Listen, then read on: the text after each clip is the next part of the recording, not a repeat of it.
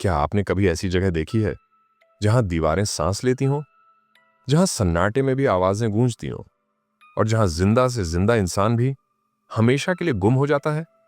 आज मैं आपको लेकर चल रहा हूं एक ऐसे गांव की हवेली में जहां पीढ़ियों से चल रहा है एक श्राप, और उस श्राप ने एक पूरे परिवार को निगल लिया। नमस्कार दोस्तों, मैं हूं आपका दोस्त और इस डरावनी यात्रा का साथी। आज की कहानी है हवेली का श्राप, एक ऐसी दास्तान जो आपको अंधेरे और सन्नाटे की दुनिया में खींच ले जाएगी। तो अगर आप अकेले सुन रहे हैं तो अपने चारों तरफ एक बार जरूर देख लीजिए, कहीं कोई परछाई आपको देख तो नहीं रही। दोपहर के ठीक 12 बजे थे। चिलचिलाती धूप बदन को झुलसा रही थी। गांव का लकड़हारा कबीरा रोज की तरह जंगल में लकड़ी काटने गया था।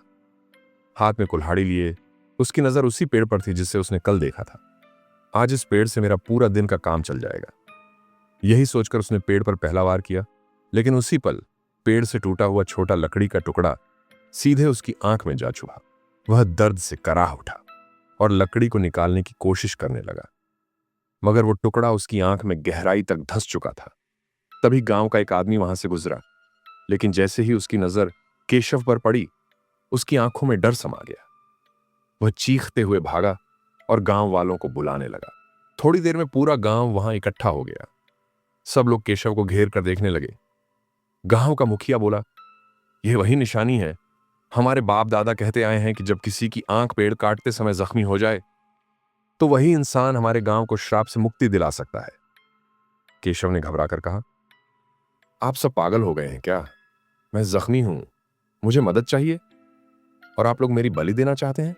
गांव वाले उसे पकड़कर तांत्रिक के पास ले गए।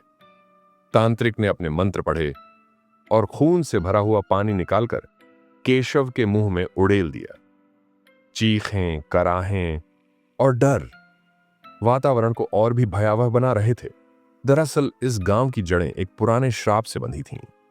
सालों पहले जब राजा ने लकड़ी का महल बनाने का आदेश दिया था, गांव वाले लालच में आकर पेड़ काटने लगे, और तभी एक बाबा जो वृक्षों की पूजा करते थे उन्हें रोकने पहुंचे, लेकिन एक लालची आदमी ने उन्हें धक्का दे दिया।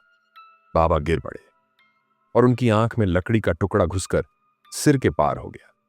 मरते मरते उन्होंने श्राप दिया, जिस तरह तुम पेड़ों को अंधाधुंध काट रहे हो, उसी तरह तुम सब भी अंधाधुंध मरोगे और तुम्हें बचाने कोई नहीं आएगा। तभी से यह प्रथा चली आ रही थी कि हर पीढ़ी में एक व्यक्ति की बलि दी जाती है।